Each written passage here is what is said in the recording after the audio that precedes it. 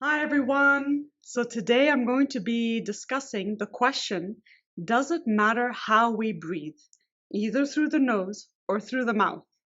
And my answer to that is yes. Yes, it does. Because the human being is designed to breathe with their nose and not their mouth.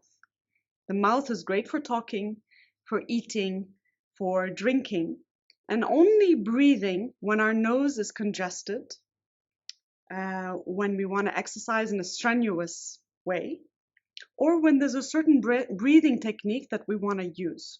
But normal day-to-day breathing is best done through the nose, especially on the inhalation.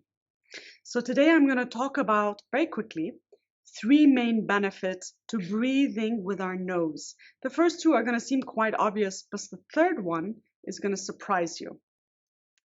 So there are three main benefits to why we should breathe with our nose and not our mouth. The first is that it filters out, when we breathe in with our nose, it filters out foreign particles, toxins, pathogens. When we breathe with our mouth, it goes directly to our lungs. So that's the first reason, is because it filters. So what's the second benefit to breathing in with our nose?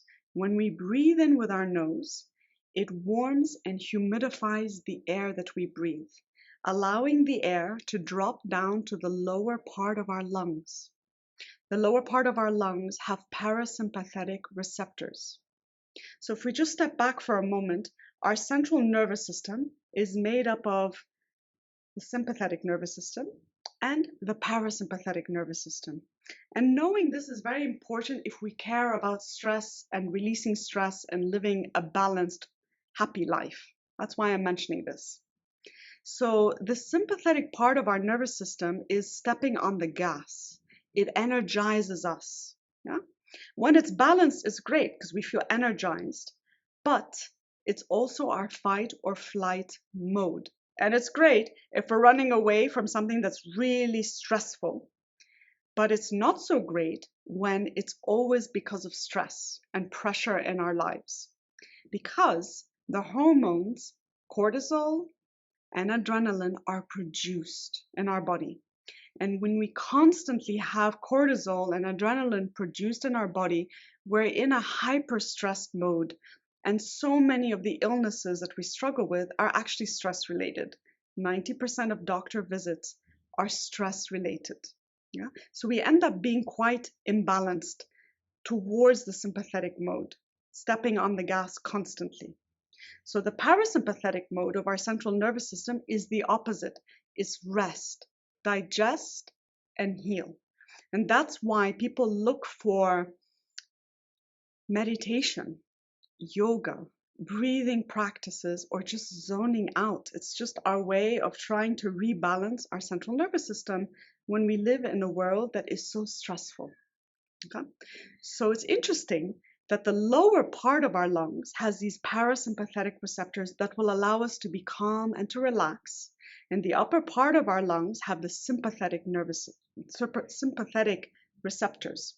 That's why someone who's angry and stressed and anxious will start to breathe in this way, shallow, and it's just getting to the upper part of their lungs because the stress is causing more stress in our body. Yeah. And when we see someone who's really stressed, including ourselves, intuitively we'll tell them, like, take a breath, take a deep breath, because intuitively we know that taking a deeper breath will do us some good. This brings me to the third benefit of nasal breathing. And this is going to be a bit unexpected, but it produces a really essential gas molecule called nitric oxide. And people might think, like, what? Never heard of that. It can't be that important. But actually, it is so important that the scientist that discovered its significance in our body got a Nobel Prize for it in 1998. So nitric oxide outside of our body is very toxic and poisonous and a pollutant. But when it's produced in our body, and it's mainly through nasal breathing, that's how it's produced, never by mouth breathing, it has an essential role for us. So nitric oxide, when produced internally, is antiviral, antibacterial, anti-inflammation, antifungal. It is a vasodilator. What that means is it expands our blood vessels. It allows for proper blood flow and circulation in our body. And that's why nitric oxide is so important for our cardiac health and our brain health. A deficiency in nitric oxide in our body, because we're doing mouth breathing, shallow breathing, just unconsciously, because we're stressed, we naturally will start to breathe through our mouth. Yeah?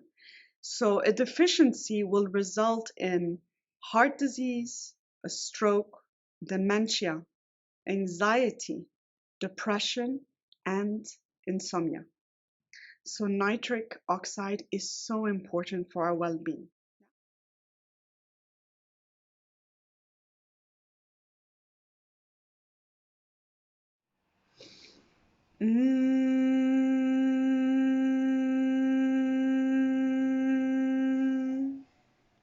So I just gave you today 3 reasons to pay attention to how we're breathing, to make sure that we're inhaling, especially in our daily life, through our nose.